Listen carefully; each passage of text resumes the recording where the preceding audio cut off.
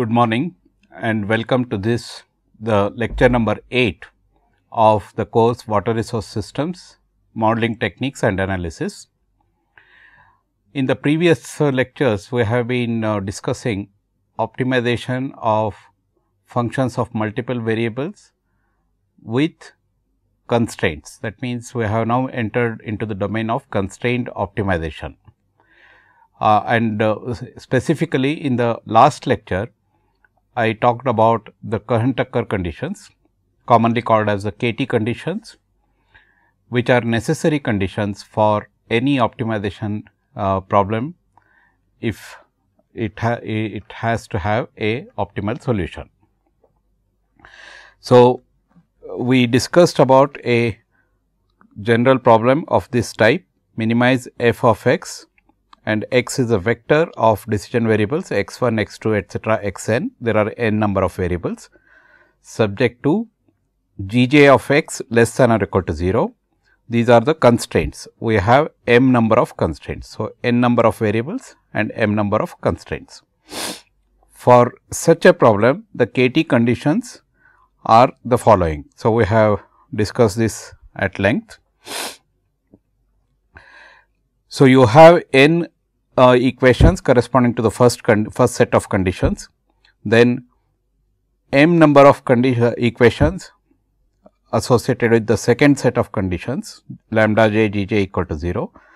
We use this n plus m number of equations to solve for x 1, x 2, etcetera, x n, and lambda 1, lambda 2, etcetera, lambda m. So, n plus m equations, we have n plus m number of variables, we solve for the n plus m variables, and associated with each of these sets of solutions that we obtain, we check the conditions g j less than or equal to 0, which is the original set of constraints, and lambda j greater than or equal to 0, which is the sign of the lambda j's.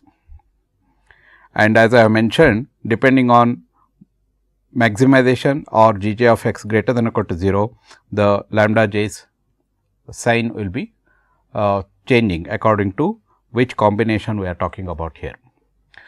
And then we also examined through a numerical example how we actually apply the Cohen-Tucker conditions to obtain the stationary points of an optimization problem.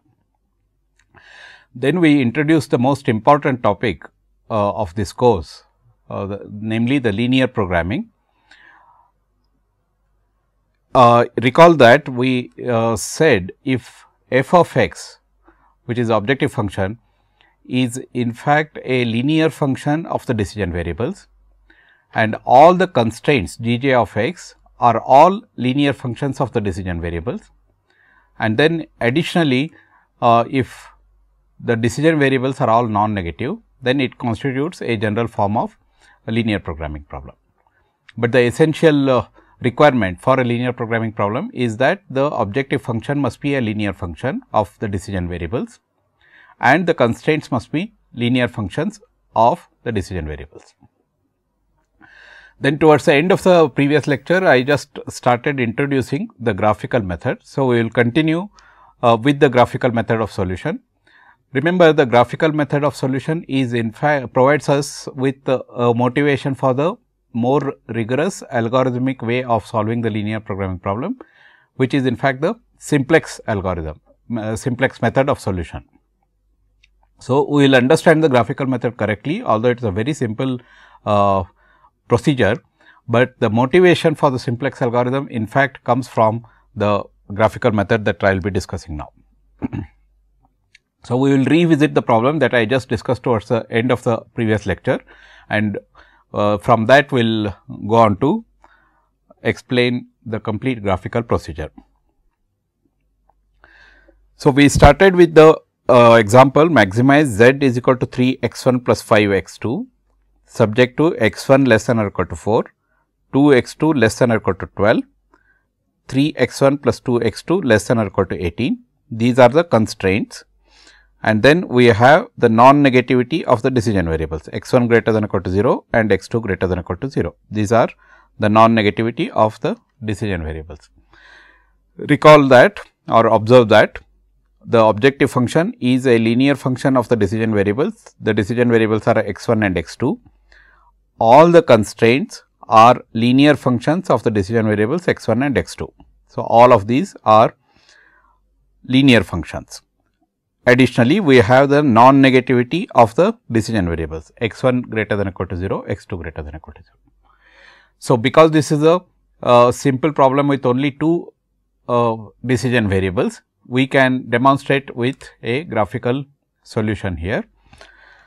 The fact that x1 is greater than or equal to 0, x2 greater than or equal to 0 leads to the solution being in the first quadrant. So, first we look at x1 greater than or equal to 0 and x2 greater than or equal to 0, which defines this region. In fact, this is the first quadrant. So, the solution must lie in the first quadrant.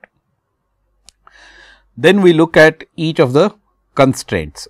Let us say that we look at x1 is less than or equal to 4. So, this is the constraint that we are looking at.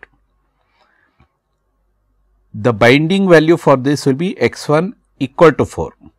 We have x1 greater than or equal to 0 and x1 less than or equal to 4. So, we draw a line x1 equal to 4, which in fact shows the bound for this constraint. So, you cannot have a value x1 greater than 4. So, you cannot be looking at this region as far as this constraint is concerned. Because x1 is less than or equal to 4, it also means that we have to look to the left of this constraint, this line x1 is equal to 4. So, we are looking at to the left of this line. Similarly, we look at the next constraint, which is 2 x2 is less than or equal to 12 or x2 is equal to 6 will become the binding line for this. So, you draw a line x2 is equal to 6 and then you point the arrow downwards to indicate that you want 2 x2 to be less than or equal to 12. See what happened. These two together have defined a region now, that any point here will violate this constraint 2 x2 is equal to 12, 2 x2 less than or equal to 12. So, it violates this constraint and therefore, it will not be feasible. Similarly, any point here will violate the constraint x1 is less than or equal to 4 and therefore, this will not be a feasible point. So, among these two constraints themselves, we have now identified that you cannot be looking beyond this particular region for a solution. Then we also add the third constraint, namely 3 x1 plus 2 x2 is less than or equal to 18. So, you draw a line 3 x1 plus 2 x2 equal to 18. How do you draw? You just need 2 points. So, put x1 is equal to 0, you will get x2 is equal to 9. So, 0, 9 is one of the points.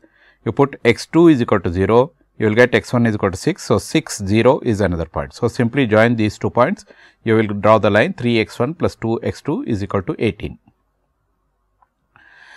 Because you want 3 x1 plus 2 x2 to be less than or equal to 18, we look to the left side of this. So, this constraint says that you look to the left side of this.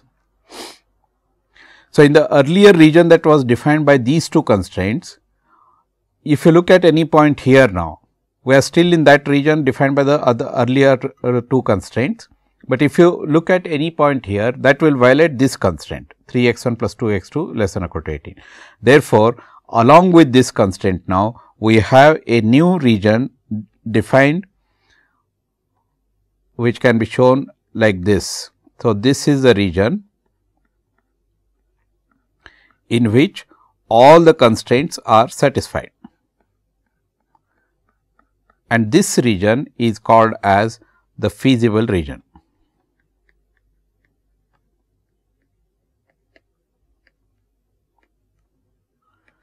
So, feasible region is a region where any point within that region satisfies all the constraints of the problem. So, these are the three constraints. So, any point you take within this region or on the boundary of this region satisfies all the three constraints. So, in the graphical method, the first step is to identify the feasible region. So, this is the feasible region. What does that mean now? This means that you have virtually infinite number of points. Any point within this is a possible solution to this problem. So, we have infinite number of points which satisfy all these constraints. From among these infinite number of points, we want that particular point or that particular solution which in fact maximizes our objective function, which is z is equal to 3x1 plus 5x2. So, is at this point, is at this point, is at this point, this point, this point, etc. So, virtually virtually infinite number of solutions exist, and out of those infinite number of points, we want to choose one point which maximizes 3x1 plus 5x2. To see which is this point, what we then do is, we draw a z line. Let us say we put an arbitrary value of z is equal to, let us say 15, some convenient value of z you choose, and then draw a z line. So, z is equal to 15, which is 3x1 plus 5x2 is equal to 15. How do I draw this line? I put x1 is equal to 0, I get x2 is equal to 3. So, 0, 3 is one line, one point. Then I put x2 is equal to 0, x3 is equal to 5, x1 is equal to 5. So, you get 5, 0. So, this is how you draw this line, z is equal to 15. Now, z is equal to 15, you on the line z is equal to 15, there are several points which are lying within the feasible region, and all of these points correspond to a value of z is equal to 15. What is your objective? Your objective is to increase z to the best extent possible. You want the maximum value of z. So, let us say z is equal to 15, I go to z is equal to let us say 18 or 21 and so on. So, I get another line. So, I keep increasing z, the z line moves parallel to itself. As I keep increasing z, it moves parallel to itself in this direction in this particular case. So, z is moving in this direction now. As I increase z, it moves parallel to itself in this direction. I further increase z, it goes here. So, like this I keep on increasing z as long as there is at least one point within this z line which lies within the feasible region or on the boundary of the region, we have a feasible solution possible and we are increasing z. So, we keep on increasing the z until we hit such a point where any further increase in z will make the z line leave the feasible space altogether. So, as I was increasing z, let us say we were here earlier. So, we keep increasing z, the line moves parallel to itself, and then finally, when you reach this point, when z is equal to 36, any further increase in z will make it leave the feasible space. At z is equal to 36, you have exactly one point in contact with the feasible region, and therefore, that is still a feasible point. Any further increase in z will make the z line leave the feasible region, and therefore, there will be no point on the z line which are feasible. By feasible, I mean they satisfy all these conditions, all the constraints, and therefore, this becomes the last point. Z is equal to 36 is in fact the optimal solution, because any further increase in z is not possible without violating at least one of the constraints, and therefore, it becomes infeasible, and therefore, z is equal to 36 becomes the optimal point. So, this is what we do in the graphical procedure. First, you identify the feasible region. The feasible region is a region obtained by intersection of all these constraints, and then it should also satisfy the non-negativity conditions, and therefore, it lies in the first quadrant. So, we identified the feasible region. Then you draw an arbitrary z line and then start increasing the z, because you are looking at the maximum value of z. If you are looking at minimization of z, then it will be moving in the other direction. So, you have to look at smaller value of z. So, because we are looking at the maximization of z, you would like to achieve as high a value of z as possible, at the same time maintaining all these constraints, satisfying all these constraints, and therefore, you are looking for a feasible solution which is also leads to a maximum value of z. And therefore, you move the z line parallel to itself, keep increasing the value of z until you hit a point where the z line is just in touch with the feasible region at one point, beyond which no further increase in the value of z is possible without violating at least one of these constraints, because you will leave the feasible region. The moment you cross this point, you will leave the feasible region, and therefore, this becomes a optimal solution. So, z is equal to 36 becomes optimal solution, x 1 is equal to 2 and x 2 is equal to 6 is the optimal point. How did we get this x 1 is equal to 2, x 2 is equal to 6? You look at this point is at the intersection of this constraint, namely 2 x 2 is equal to 12 and this constraint which is 3 x 1 plus 2 x 2 is equal to 18. So, solve for those, you will get 2 and 6 as the solution. So, you obtain the point 2, 6 and you got the associated value of z is equal to 36. Verify that 3 x 1 plus 5 x 2 with x 1 is equal to 2 and x 2 is equal to 6 in fact leads to z is equal to 36. So, this is how we solve a problem with graphical method. Identify the feasible region, look at the z line and then identify the point at which the optimal solution occurs. Now, let us look at your objective function here was z is equal to 3 x 1 plus 5 x 2 and you were maximizing this. So, we are looking at in this example maximize z is equal to 3 x 1 plus 5 x 2 and you obtain this z which was moving parallel to itself and therefore, finally, it touched this particular point. Let us say I change the objective function retaining all the constraints and the non-negativity conditions the same. Instead of saying 3 x 1 plus 5 x 2, I will make it 3 x 1 plus 2 x 2. So, let us look at maximize z is equal to 3 x 1 plus 2 x 2 instead of 3 x 1 plus 5 x 2. Retain all the conditions the same, which means that your feasible region still remains the same, because you have not changed the constraints and therefore, the feasible region remains the same.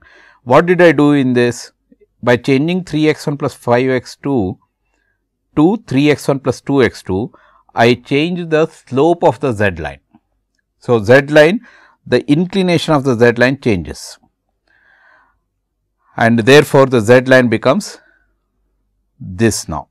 Instead of this, the z line now changes the slope and then it starts moving parallel to itself in this direction.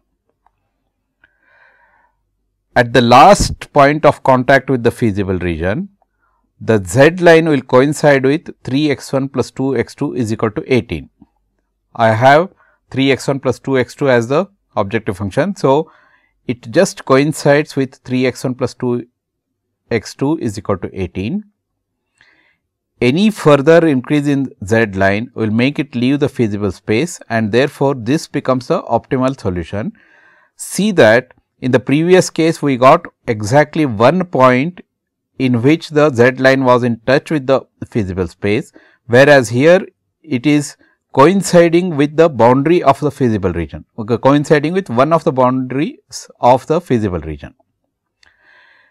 And therefore, any point on this line here, this yellow line here is a optimal solution, which means you do not have one optimal solution, but multiple optimal solutions. In fact, infinite number of optimal solutions all along this yellow line, each of which leads to the same value of z, which is 18, z is equal to 18.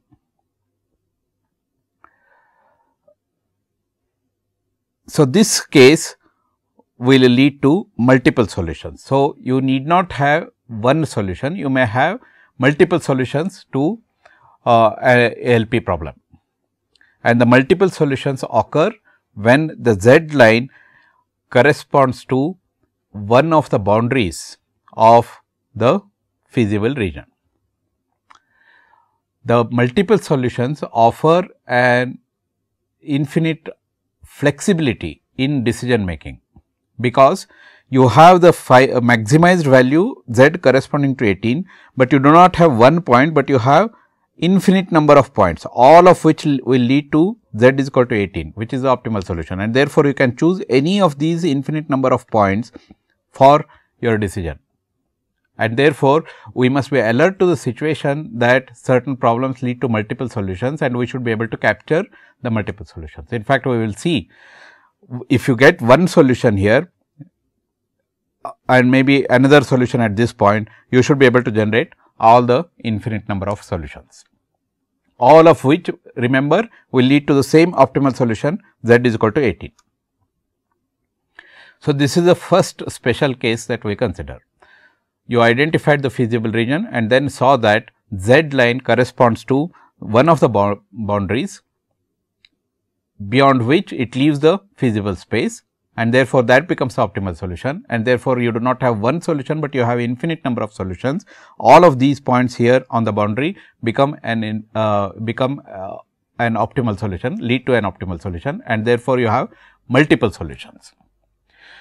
If you have two solutions, you have infinite number of solutions. This is a solution, this is a solution, therefore, any point in between is a solution, is a optimal solution. So, you have multiple optimal solutions.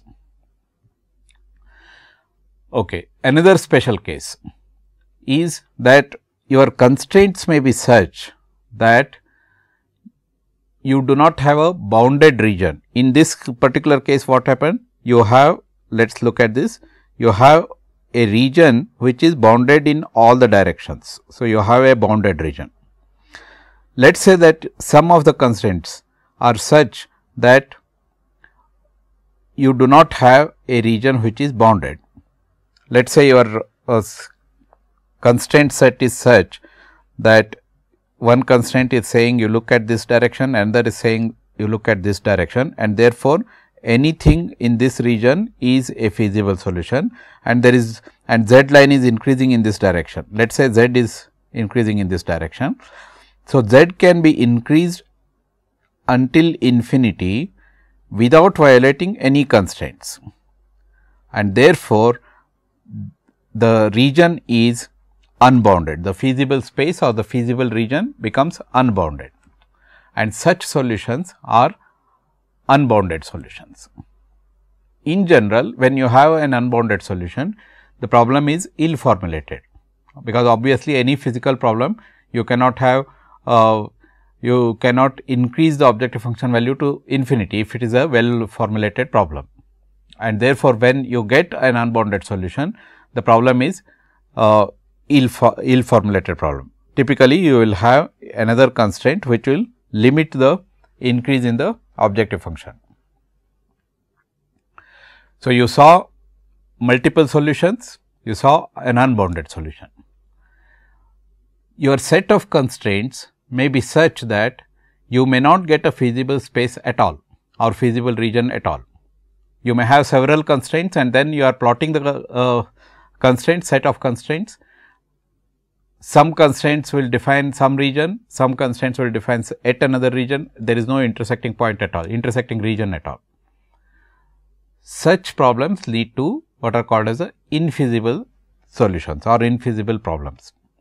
So, you may have a constraint which says you look at this direction, another constraint which says you look at this this direction, which means that to satisfy this constraint you should be in this region, to satisfy this constraint you should be in this region.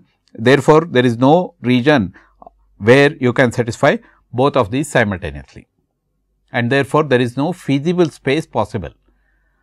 Such problems are called as infeasible problems, or the solutions are infeasible. Another case where you may have some intersection possible with certain constraints, some other intersection possible with certain other sets of constraints, yet together they do not form a common intersecting region. Such problems also lead to infeasibility. In general, when you have infeasible solutions, it means again that some of the constraints that you have formulated are inconsistent with other constraints, and therefore, you need to look at the physical problem and see whether the constraints have been correctly formulated associated with the physical problems. There may be yet another case where you may have a good region of intersection among all the constraints, but this region may not lie in the first quadrant, and therefore, the region violates the requirement of non-negativity of the variables, and therefore, still it becomes infeasible. So, infeasibility will indicate that at least certain constraints are violated or the non-negativity condition is violated. So, in this case, although the constraints form an intersecting region, the region violates non-negativity conditions, and therefore, it becomes infeasible.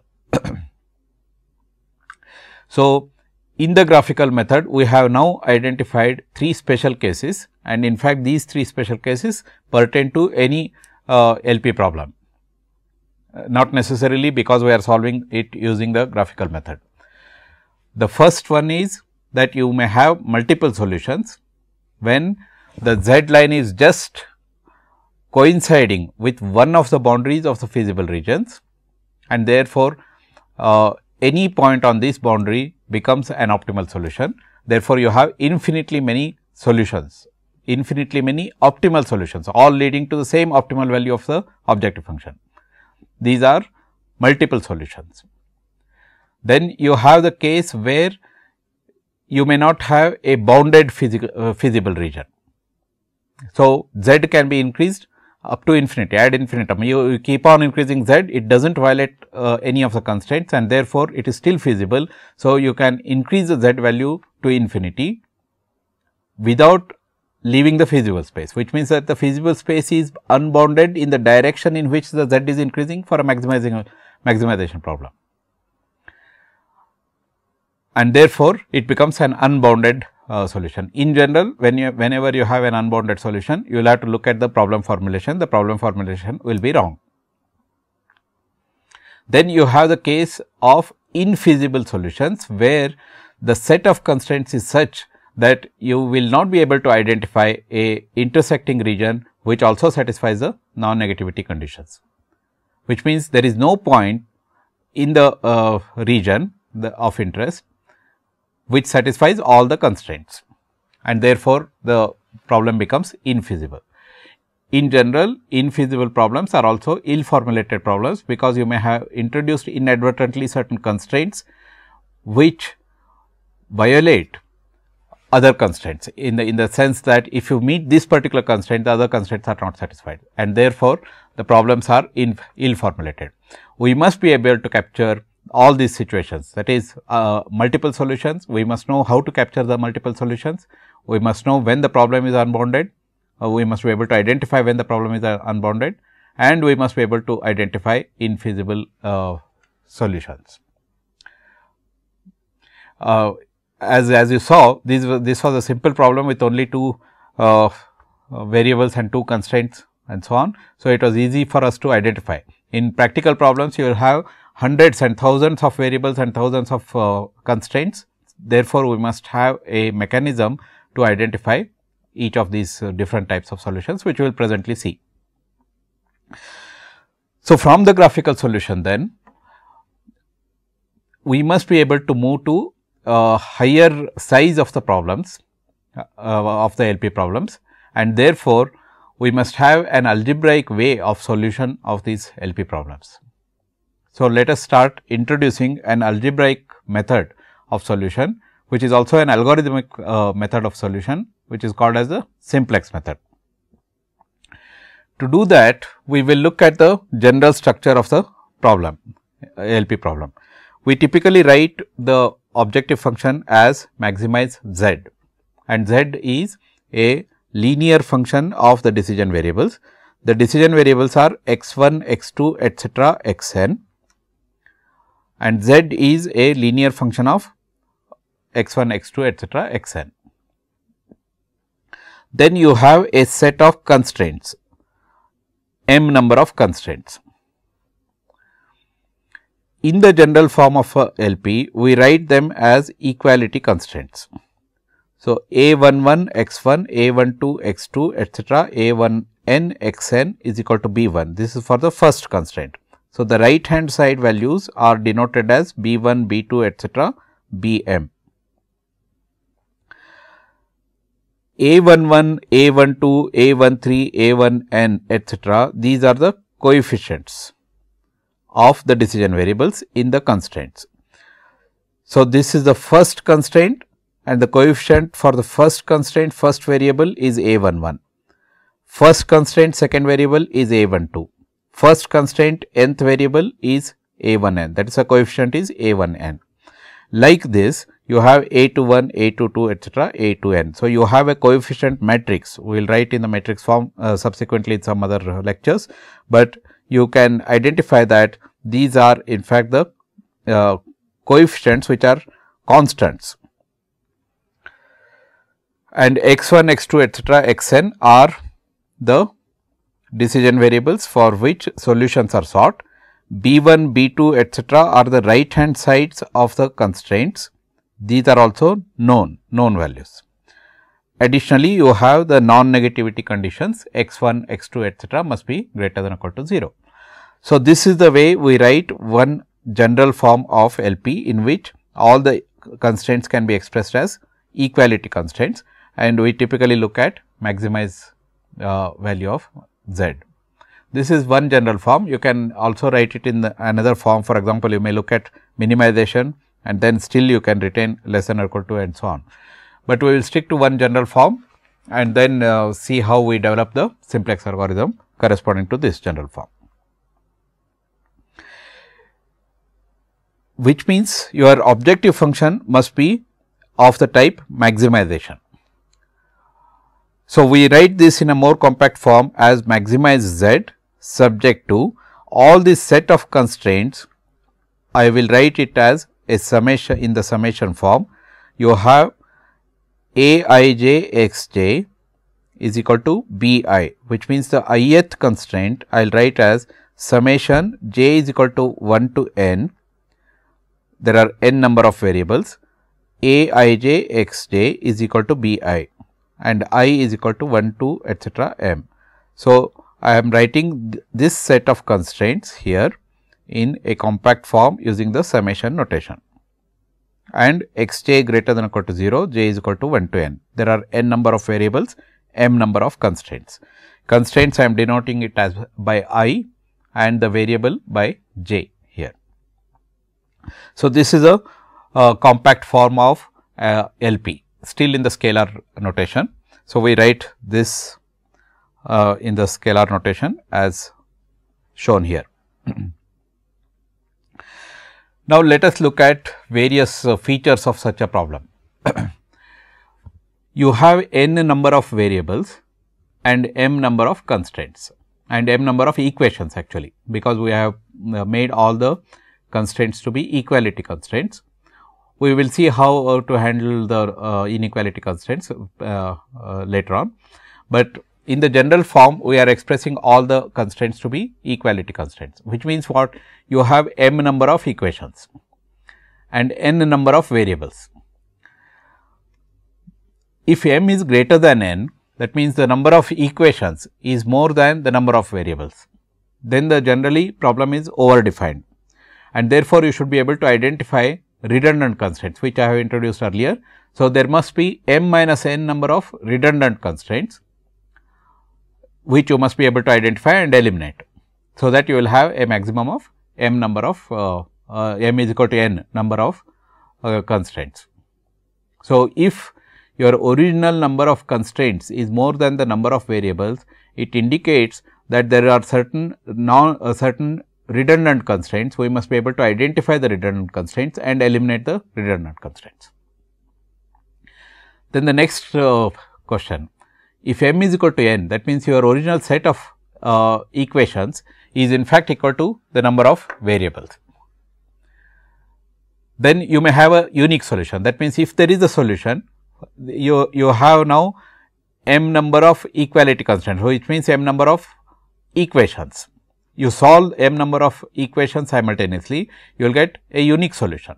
So, if you have a solution, it may be a unique solution which means that there is no question of optimization, because you have exactly one solution for all the m number of equations,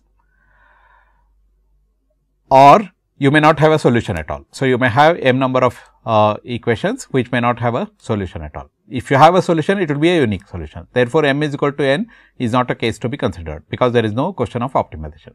So, the only the condition that we need to consider is where m is less than n, which means the number of equations that you have is less than the number of variables, in which case you may have infinite number of possibilities, out of which you would look at that particular problem where that particular solution which leads to an optimal solution.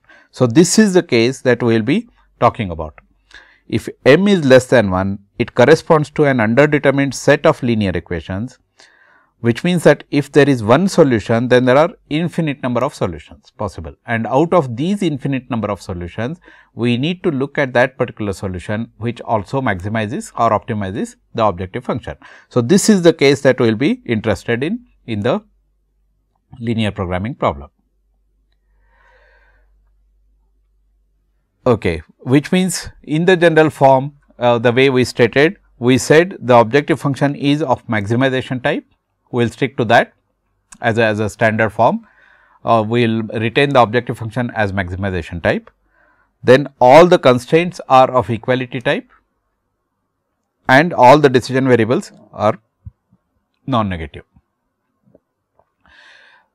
If you have any optimization problem, then we should be able to express that optimization problem which satisfies these three conditions, which means that you may have a minimization objective function as minimization. You must be able to express it as a maximization problem, and you may have certain constraints or most of the constraints as inequality type. Some of them may be less than or equal to, some of them may be greater than or equal to, and some others may be equality type, which we should be able to express all these constraints as equality type. Then we must also be able to express all the variables as non-negative. Let us see how we do this. If you have the objective function as minimization, let us say that your objective function is minimize j is equal to 1 to n c j x j. These may be cost coefficients and there are n number of variables. I am only writing the objective function here. The objective function is of the minimization type. This can be written as maximize minus c j x j, summation j is equal to 1 to n. As you recall, in one of the earlier lectures I had shown that if you want to maximize f of x, it is the same thing as minimizing minus f of x. So, simply take minus c j x j and maximize that. So, a minimization objective function can be written as maximization objective function by simply taking the negative of the function itself. Then the second one is, if you have less than or equal to constraints, we need for our general form equality constraints, but our constraint may be of this form. At the kth constraint, let us say a k 1 x 1, a k 2 x 2 etcetera, a k n x n less than or equal to b n. This is the kth constraint. Let us say that I want to convert this into equality constraint. Now, the left hand side is less than the right hand side and I want it to be equal to, which means what? I have to add certain value here, certain non-negative value to the left hand side. That is what we do. We add an additional variable here. There were n variables in the initial constraint. We add another non-negative variable x n plus 1 to make it equal to b k.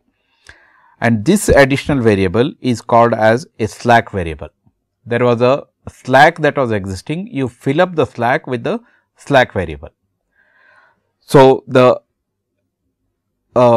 inequality constraint of the type less than or equal to, we convert it into an equality constraint by adding a non-negative variable, and this non-negative variable is called as a slack variable, and this non-negative variable will be this slack variable will be non-negative. So, x n plus 1 which you added, which was not there in the original problem, but you added an additional variable and that is called as the slack variable, that is x n plus 1, and that will be non-negative. Similarly, if you have a greater than or equal to constraint, let us say we will just look at a small example here, 3 x 1 plus 2 x 2 less than or equal to 18, which means what? Your left hand side is less than 18 and you want to make it equal to 18 by adding one non-negative variable. So, I will write 3 x 1 plus 2 x 2 plus x 3 is equal to 18, and this is called as the slack variable.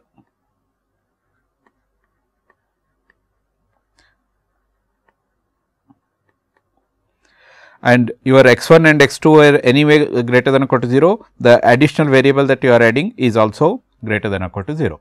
So, you are satisfying the non-negativity condition.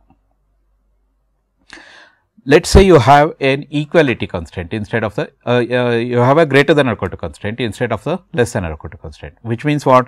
The left hand side is more than the right hand side and you want to make it equal,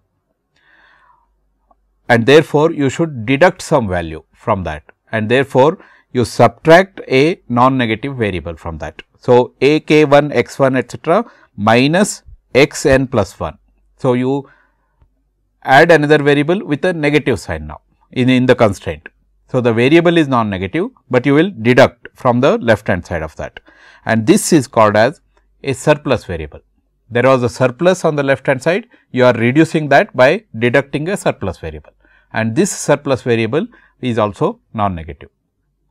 So, if you have a less than or equal to constraint, you add a non-negative value, non-negative variable, that is called as a slack variable.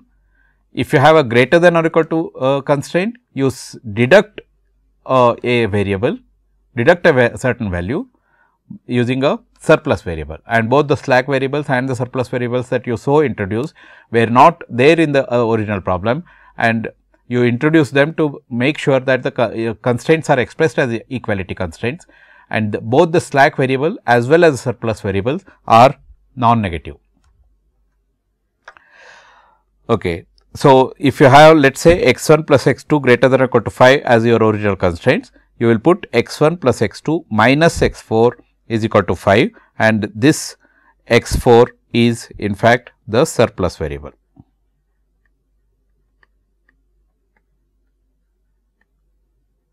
And the surplus variable is also non-negative, you will get greater than or equal to 0, x 4 greater than or equal to 0. Then the last requirement is that all the decision variables must be non-negative. So, we looked at the objective function, we wanted objective function to be maximization. So, if your objective function is minimization, you can convert it into maximization by looking at minus f of x. If you are looking at minimize f of x, you can look at maximize minus f of x. Then you wanted all the constraints to be of equality type. We just now saw how to change the less than or equal to type of constraints to equal to constraints by adding what are called as the slack variables, which are non-negative.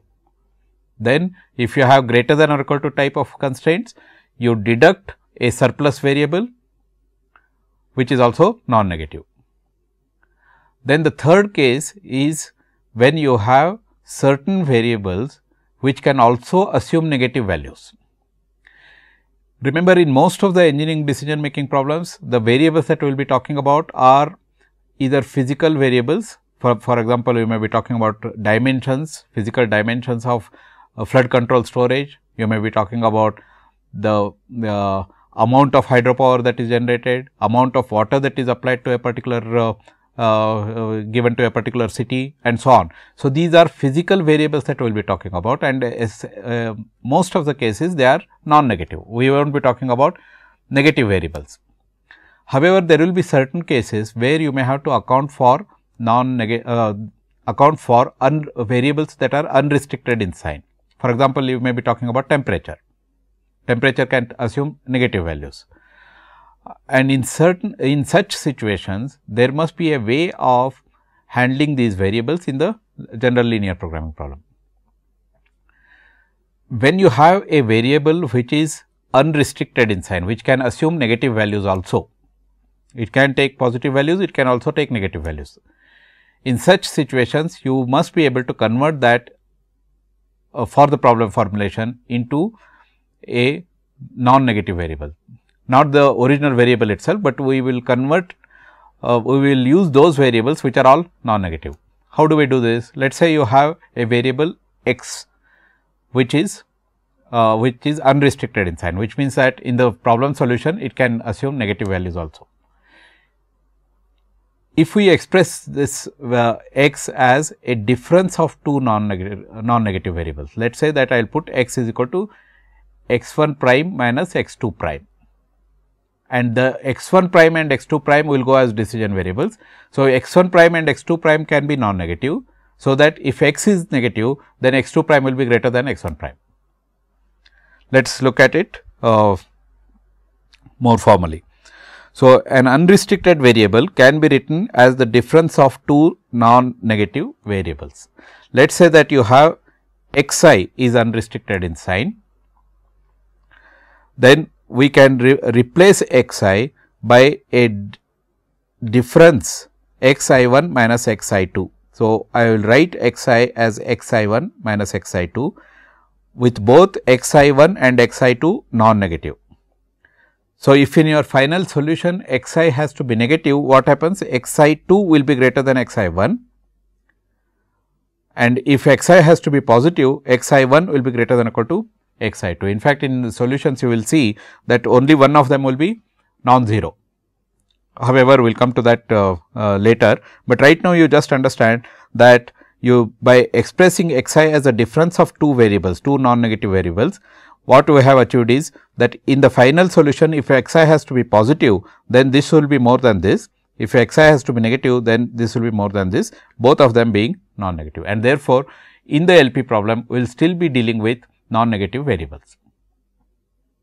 So, you are able to convert the objective function into a maximization type, you are able to convert the less than or equal to into equality constraint, greater than or equal to constraint into equality constraint, and you are able to convert the unrestricted variables into non-negative variables, and therefore, any given problem any given LP problem can be expressed in the general form, which requires the objective function to be maximization type, which requires all the constraints to be of equality type constraints, and which requires that all the variables in the LP problem are non-negative. So, this is how we achieve that and then express a given LP problem in the general form. Now, with this we will start introducing the algebraic solution, which is a simplex method. Now, I repeat this many times that you can do away without knowing the way the algorithm works, because there are elegant, useful and very easily commonly available softwares for linear programming. In fact, in libraries like MATLAB, you can easily solve any of these optimization problems.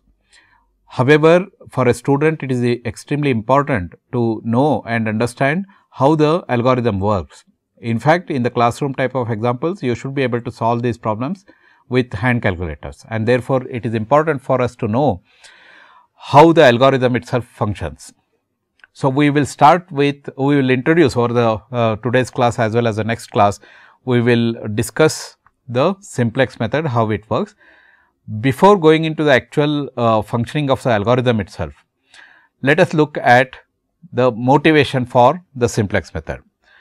We will revisit the graphical solution, where we obtained a optimal solution. Just look at this, what did we achieve here? First, we formed the objective space or the feasible region. In the feasible region, the solution lies somewhere, we do not know where. So, somewhere the optimal solution lies, and then we started looking at how the z value increases. So, starting with the z value, we kept on increasing the z value, ensuring that it still lies within the feasible region, and we achieved that particular point beyond which the z can no further be increased without violating any of the constraints.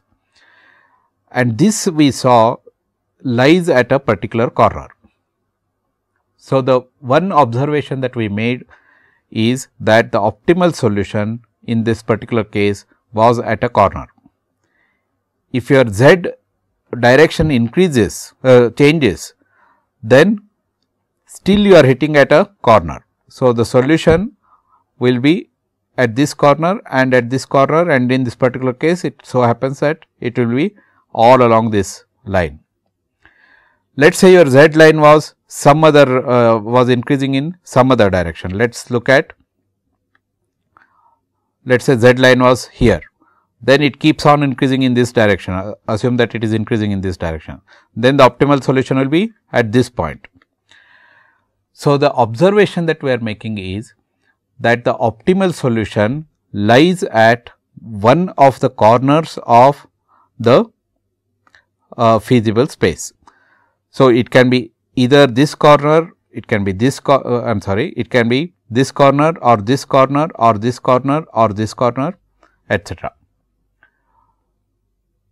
So, if we start the solution with some assumed value, let us say 0 0 was here, x 1 is equal to 0, x 2 is equal to 0 was here, which would have been z is equal to 0, and moved from this point to this point, this point to this point, this point to this point, this point to this point, which means let us say that we enumerated all the corner points, the solutions at all the corner points, and then picked up the one that leads to the maximum. Then we are safe, because we know that the solution has to occur at one of the corner points of the feasible space.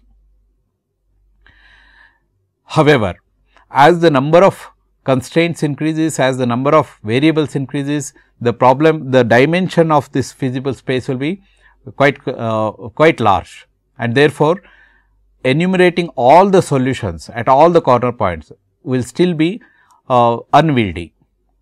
And therefore, we must have a mechanism by which, starting with a particular point, we must know whether I should go to this point or I should go to this point. In a multidimensional space, you imagine that you start with a particular point, and then you must be able to see whether I should go to a neighboring point in this direction, a neighboring point in this direction.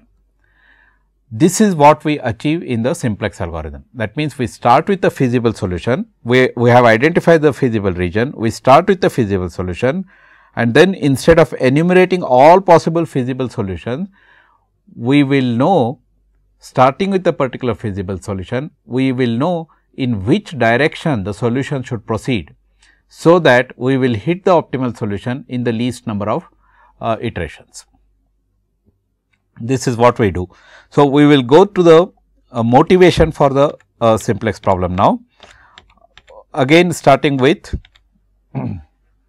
a simple graphical solution.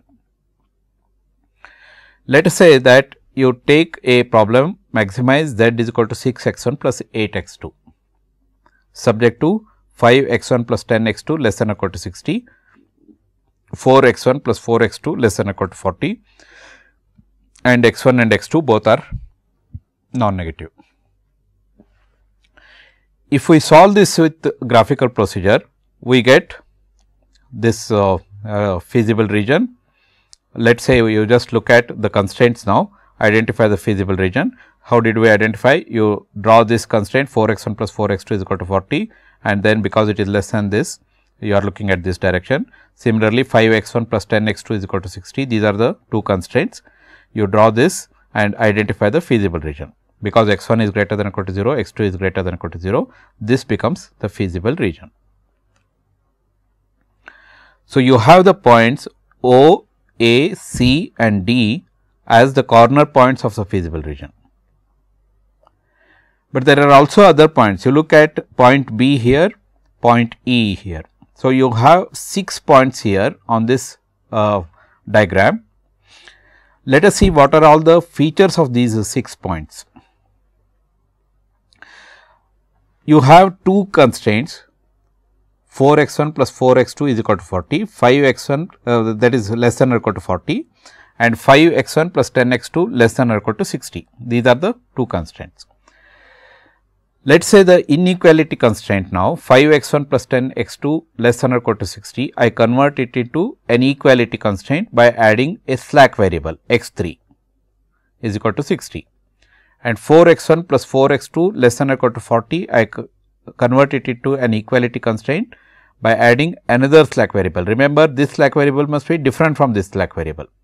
4x1 plus 4x2 plus x4 is equal to 40. So, what happens in the process? You have 2 equations and 4 unknowns. So, m is less than n, and all your variables are greater than or equal to 0, which is the non-negativity condition. So, x3 and x4 are the slack variables.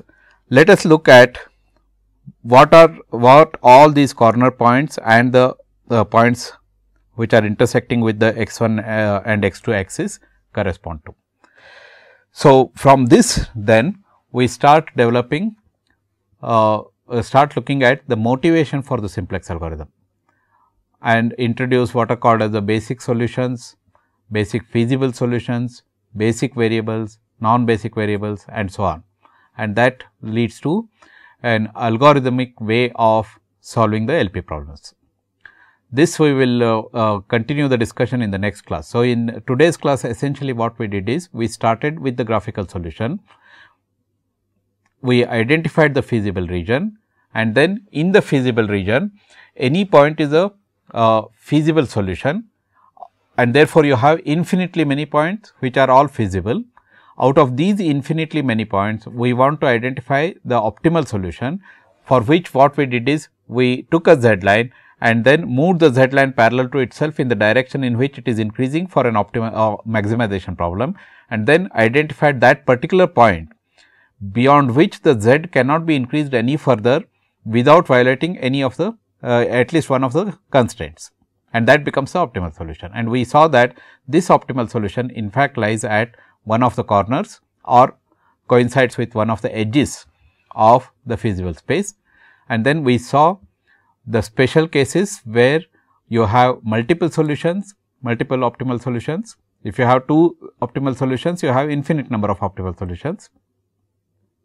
Then there is a case of unbounded solutions where your set of constraints may be such that you will not have a bounded feasible region, and therefore, the z value can be increased for a maximization problem until infinity without violating any of the constraints. Then you may have infeasible solutions. In general, when you have unbounded solutions or infeasible solutions, the problem is ill formulated. So, you will have to look at the set of constraints. Then we just started looking at the general form of the LP and motivation for the simplex method. In the general form of the LP that we use in this course, we express the objective function as a maximization function, and all the constraints as equality constraints, and all the variables must be non-negative. If you have a minimization objective function, you can convert it into maximization by taking negative of that function. If you have less than or equal to constraints, you add a slack variable to make it equality constraint. If you have a greater than or equal to constraint, you deduct a surplus variable. Both the slack variables and the surplus variables are non-negative, and convert them into equality constraints. If you have variables that are unrestricted in sign, you express those variables as difference of 2 variables, both of which are non-negative, to convert them into to use them as non-negative variables in the LP problem. So, we shall continue this discussion, and in the next class I will introduce the simplex method, or at least the motivation for the simplex method, and how we identify basic variables, non-basic variables and so on. Thank you for your attention.